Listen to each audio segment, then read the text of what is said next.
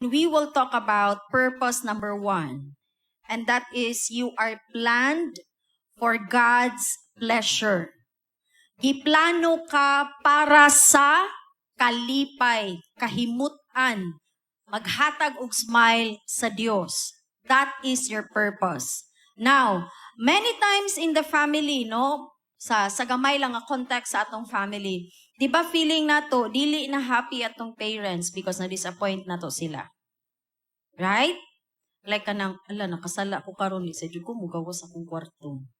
Okay, rar. No?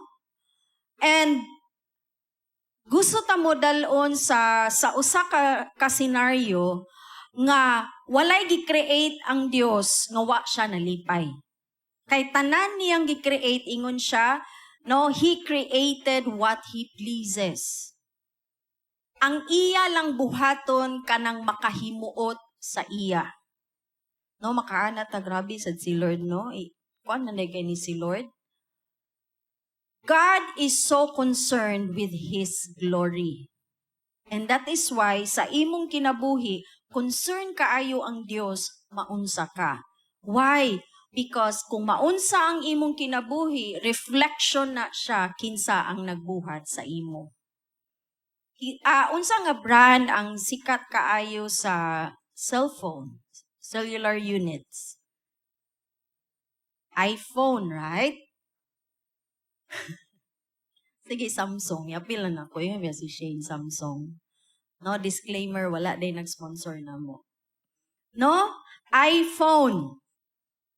Kinsang nag-create sa iPhone? Tao, bagay, hayop. Si Steve Jobs. No? Huwag mag-kwista. Now, wala naman si Steve Jobs karon. No? He died because of cancer. Pero katong buhi pa siya, and until today, ang iyang creation, padayon siya gi-acknowledge. Right? Nga yes, gipalit siya sa Apple, pero siya ang creator ni ini. Gipalit lang ang brand, ang trademark sa Apple. But ang genius ani si Steve Jobs. It is like you. No nga, ang panglantaw sa Dios sa imua kay permanente kang updated. Dili ka outdated.